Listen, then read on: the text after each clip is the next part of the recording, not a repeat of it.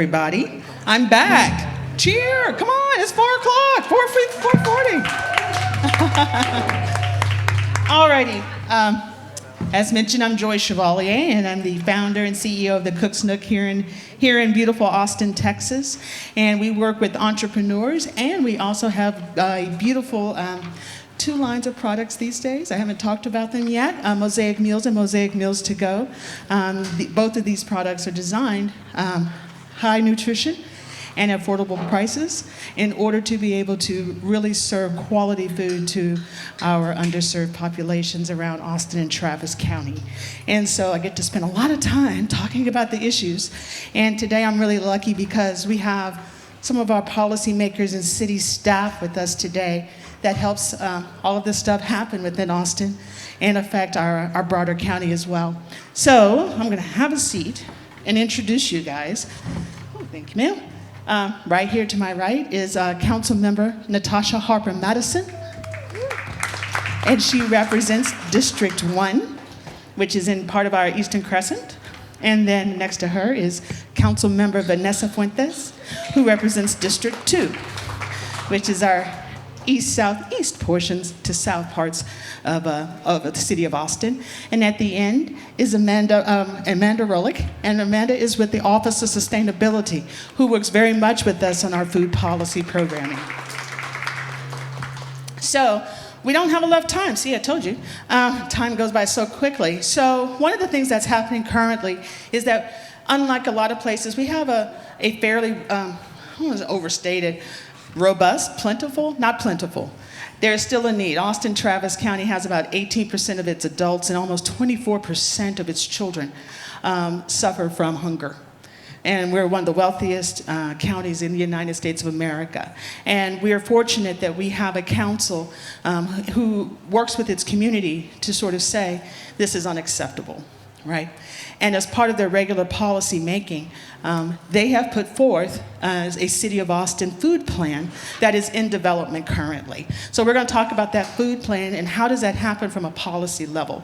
So real quick, let me read you guys the resolution so you know what we're talking about. Resolution.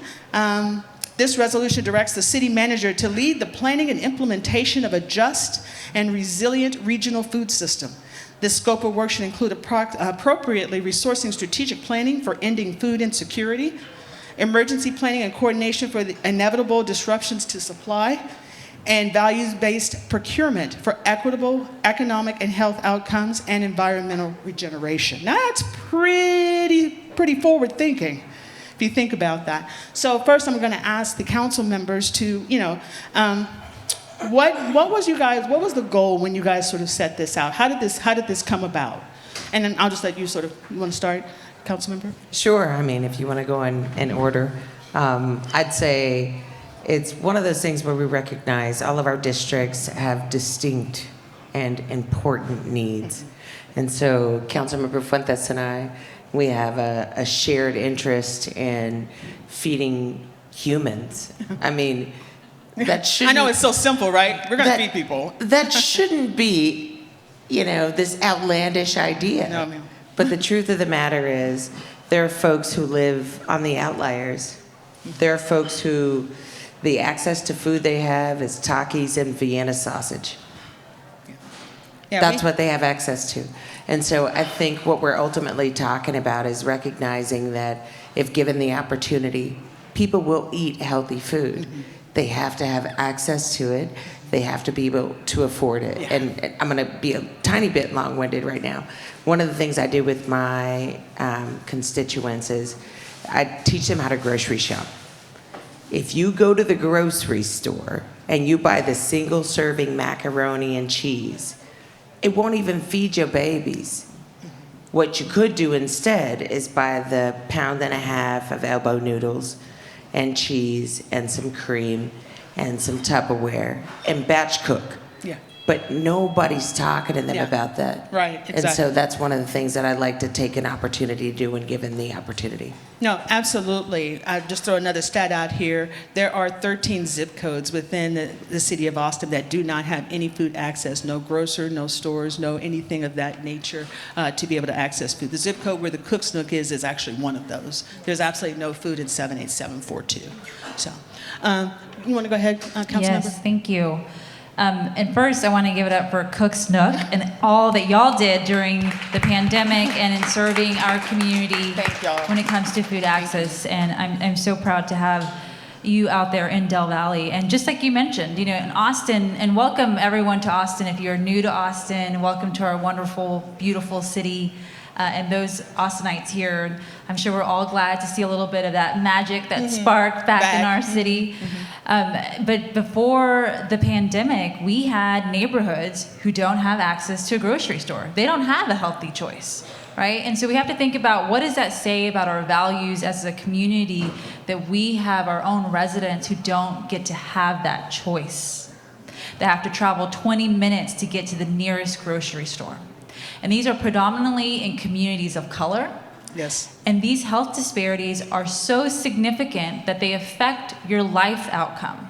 And so when we talk about the future of food, I believe in a city where your race or your income doesn't determine your health outcome. Your health outcomes, right? I mean, it should be that basic. And so before the pandemic, we had existing inequalities and health disparities. And what the pandemic showed us is just how fragile our food system is. And when Texas froze over last year, we saw again just how fragile our food system is. And we had miles of cars lined up, just waiting in line to get a box of food. And that was happening right here in Austin.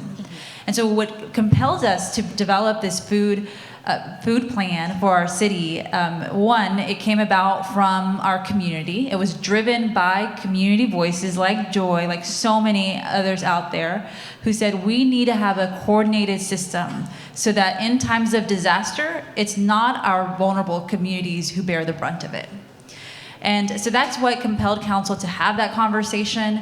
As we were deliberating the American Rescue Act plan dollars, we decided to allocate some funding to help fund that plan. Now I will tell you, that Austin got over $100 million-ish dollars, definitely over $100 million, maybe it was $200 million. Almost 200. 200 million. Almost 200. You know how much we dedicated to food insecurity here in Austin of that 200 million? 3 million. It was something. But it was not enough. And so the conversations I'm having with my team who are in the audience is, okay, what we need to revisit that conversation and talk about how do we create a more sustainable, resilient food system. I think the key word is resilience. I mean, the storm, if you guys aren't aware, basically shut our city down for the better part of 5 days, and of course another couple of days after that as folks sort of recovered from the shock and tried to figure out what was transpiring and the damage that had happened to homes, property, and lives. And so, we had a double whammy in that year, as the council members have alluded to. It was incredibly significant. 99.5% of the food in Travis County comes in on trucks up down I-35. We don't grow most of our food here in this county. So when something like that happens, there are no trucks, right? And that was across the board. That was for everybody, right? I'm gonna go to Amanda here at the end and talk about what does that mean. So as I mentioned, Amanda's with the Office of Sustainability, which is our great partners in our food conversations. Yeah, thanks so much for inviting us to join these honorable council members on the stage. We're really excited. So excited to see these efforts being funded. We know this has been a long time coming, and just looking at the resolution that brought about the mandate to do food system planning, there were 50 plus whereases in that resolution. And for people who don't know what I'm talking about when I say whereases, this is all of the backup sort of material and justification for why to do something. Now, just to give that some context, usually a resolution has maybe 5 to 10, whereas this one had 50. So we are, absolutely seeing the need for this sort of work. You know, this is our opportunity to, as a community, come together and hear what's important for the community, to articulate a vision, to develop some actionable goals, and to identify the strategies and the roadmap of how we get there.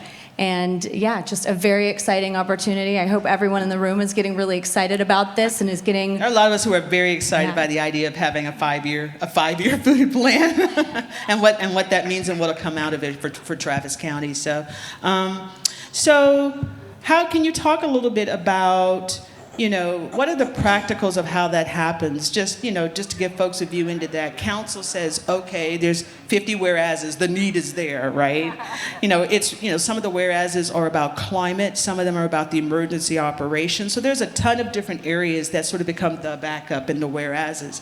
But once you guys sort of say, make it so, that was very Jean-Luc, but you say make it so, what is that, what happens? What does that mean and how does that translate? If I may, I'd like to say it's one of those opportunities for us to recognize when it's all of our problem. When COVID hit, it didn't discriminate. It got you and you and you and you and all of us. It was all of our problem. Food insecurity, it's all of our problem, but it's one of those things where people who sit in positions of privilege, it's difficult for them to understand that there are people who are sitting in their city today hungry. And I am maybe the singular council member who's experienced homelessness in my life. Maybe the singular council member who's experienced hunger, deep and intense hunger. I understand what it looks like when you just don't have enough food. Y'all, I used to watch my mom not eat, and I thought somehow she just wasn't hungry. We just didn't have enough to make it stretch. We just didn't have enough food. So I think now that we're recognizing we've had the opportunity by way of the pandemic, by way of some of the other tragedies that have occurred, for it to be all of our problem. And so now that we're all looking at it, I think that, listen, so I know I sound very Demi Moore right now. Is anybody else suffering from allergies right now? Welcome to Austin. Lord have mercy. I'm doing my best, so I will try not to sneeze on this microphone because somebody else is going to have to use it. But I'm saying, like that, for example, allergies. Yeah. It's all of our problem. That pollen is indiscriminate. It will get all of us. So I think ultimately, in my mind's eye, the way that we look at those whereases, so the way resolutions, they call them IFCs, items for consideration. The way they line them up, it's a whereas, this thing, this thing, this thing. So then be it resolved. Be it resolved. That's the direction. And so having all those whereases, it offers us an opportunity to have multiple options for us to really on how to think approach through. it. Exactly. Yeah. Right. Council member? Yes, I would say this process in developing our food plan is going to be inclusive of the community. And so as part of the development of this, it'll have a community advisory committee. And that's a wonderful opportunity for individuals who have lived experiences, for our community members, for our businesses to be involved in the development of what does the next 5 years of food in Austin look like.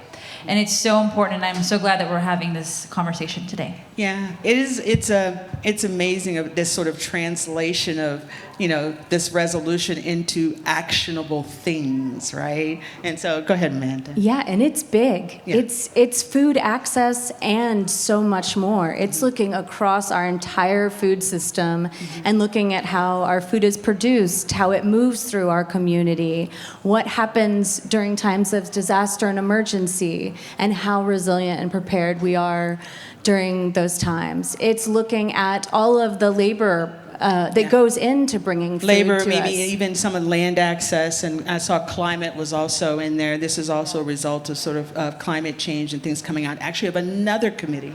Actually. And how our businesses are supported, how we are helping raise up Black, Indigenous, people of color-owned businesses, how we are helping support those who are most negatively impacted by the food system. This plan is really going to center on those that have been most negatively impacted. and also, food waste and recovery. So Yeah. this is a really full spectrum plan. Well, the hopes are that it will be. Of course, it's not created yet. As you mentioned, this is going to come from really deep engagement with the community. Council was so clear on that this needed to be a multilingual, robust community engagement process. So as staff, that's our role. We shepherd this process. We help hold the space. We help bring in the most, engaging activities so people are not fatigued and tired to come and give their voice, but get excited, energized. We're so inspired by these events that Food Tank and, Cook's Nook and everyone is putting on, because this is bringing out tons of people. Yeah. And so if we can, replicate some of this excitement and the engagement of our plan, I think we'll end up with a good outcome. Yeah, one of the key elements they mentioned, we do have a food policy board. So, cities all go about all of this very in different ways. We do have a food policy board made of volunteer members of our community who serve on that board. Full disclosure, I'm actually on the food policy committee, on the food policy board. But the idea that this plan will only be developed and go forward with a larger advisory council made up of representative individuals across the spectrum of this city, right, in order to sort of craft what that looks like is really, really key and very different than what you see in some other places, and how large it likely will be. What we've had in our city, sort of this network of nonprofits and organizations who do a lot of this work. How do you guys see them sort of working in this, or even Amanda working in the framework of putting together of how people are participating? Yeah, absolutely. I mean, our resilience comes so much from not the city or the county necessarily making resilient communities, but those out there in the community that have close ties to their neighbors, to the folks that come to their stores, to their businesses that are part of their places of worship, So we are really going to leverage those community connections, the community-based organizations and nonprofits. We, of course, want them at the table, and the structure for this planning process, there's going to be a community advisory committee has been mentioned, and that's looking to be some group of people, maybe 20 to 30 people, who kind of help us drive the process, keep us accountable. And then there's going to be other working groups that can kind of really inform some of the subject matter that will really pull out some of the recommendations and goals that'll come into the plan. So definitely we'll be looking at leaders from these spaces to come and inform these working groups and bring the issues up that are most pressing. Yeah, one of the things that's really happened over the last years is a language is being developed around these conversations, right? I mean, you could say the language now and how many people, how broad it is, right? We can all talk about what is anti-hunger from food insecurity, from these things. I mean, a few years ago, you couldn't have those conversations, and certainly not deeply within communities. So that, one of the just sort of outcomes of all of this is that more people do have a way to talk about what they have or what they don't have and what they would like to see. And that's really important, right? That's really essential. So we only have a few minutes left. I do want to ask the council members as well, I'm going to talk a little bit, how do these things get, you guys look around, how do these things get funded? How does that sort of happen? I mean, not necessarily a dollar amount, just but sort of how does that happen and how you attach dollars to? Well, sure. I think most of y'all probably have heard that your budget is a moral document, right? Especially for policymakers. How we use our city dollars shows our values and our morals as a city. I'm very fortunate to be in a city that has placed a value on food access, and we have regularly committed funding to addressing food insecurity in the city. We've had Healthy Corner Stores initiative as one aspect. One of the things that I was able to champion on council was getting seed dollars funded to look at scoping and bringing a grocery store co-op into an underserved area. And so that's a way for us to ensure that we're able to best serve our community, because sometimes in my community particularly, and I love HEB, we love HEB, but they have bought land and they're just sitting on it. And so that disincentivizes smaller scale grocers from coming into the area. And so we as policymakers have to think creatively, how can we meet the need that we have right now to ensure that people don't have to drive 20 miles, to get to the nearest grocery store. So that's part of the funding that council has allocated, is to develop a grocery store co-op model, as well as multitude of other things. And so I would say looking at our city budget and then looking at the American Rescue Plan Act dollars as additional investment opportunities. So you guys see we have awesome council members. We love our council members. Do you want to add anything to that, ma'am? Or I'm going to give you guys a second because we only have 3 minutes left. You want to just try go to ahead? be fast. I would like to add to it. I'd like to say something about planning for the future. Yes. So recognizing that we need to preempt some of these problems and recognizing that future-facing innovative practices about how we grow food. You made the point about climate reality. So does it look like sticking seeds in the ground and watering them?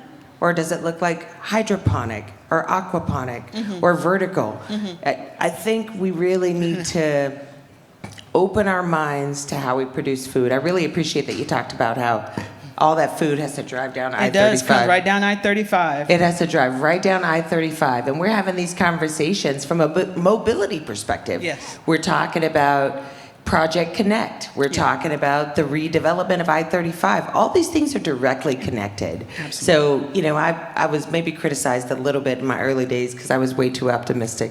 I was like, I'm going to do everything. I'm big and I'm amazing. I get permission to be extraordinary.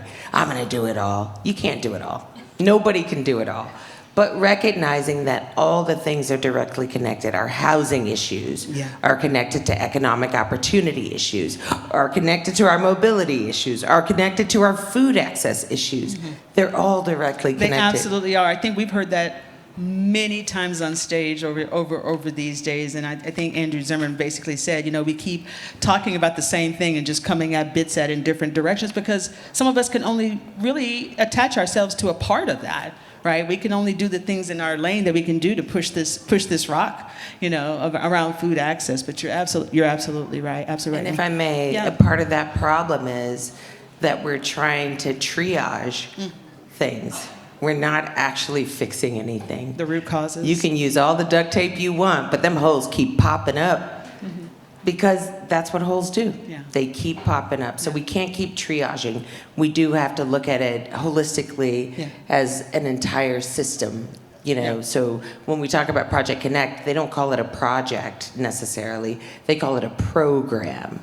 That means that's long-term. That talks about longevity and true intent around standing behind it for long-term. And that's what we have to do around food. Yeah, absolutely. And then you want to add on, Amanda, and give you a chance to sort of talk. Amanda's like, wow, that was amazing.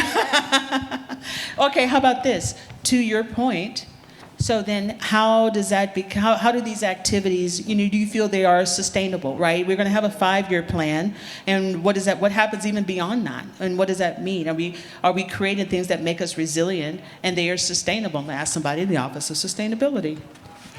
Well, I'll tell you, these things are sustainable when we have community buy-in. When community says this is a priority, and they keep bugging their council members and they tell them, fund this, do this, and that, that gives, I guess, the resources, the mandate, the, directive to help, council and our city manager direct the somewhat limited resources we have. But, if this is a priority, you can share that with your council members. Absolutely. So to that end, you want to tell folks how to reach you?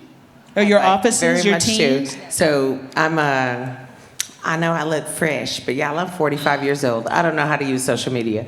So I have a really fantastic team. They're in the room. There's Dana back there. There's Caleb right here. They can give you my handles. I don't know them offhand. But I will say that the easiest way to contact me is natasha.madison@austintexas.gov. And I answer every email.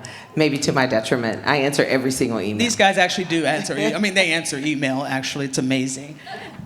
Yes, so if you want to get in contact, you can reach me at Vanessa4ATX. That is my social handle on Instagram, Twitter, and on Facebook. And then, of course, feel free to email me as well. We're very active on social media, and so we do read at every single message that comes through. So. And Amanda. Cool, yeah, and if you want to plug into this exciting once in a, generation, well, it's a 5-year plan, so I guess it's not going to be one, it's in a generation. But if you want to plug into this planning process, which I hope especially everyone who's in the Austin-Travis County area does, go to austintexas.gov/food. There'll be some information there on how you can plug in. We've got a interest form where you can tell us if you have 2 minutes or 20 hours to dedicate to this effort. We've got a way for you to plug in. So check us out, austintexas.gov/food. Thank you. So I want to thank these guys. Thank you guys so much for participating in this conversation. And for you guys here in Austin-Travis County, make sure you join us in this 5-year plan development. Thank you guys. Thank you as well.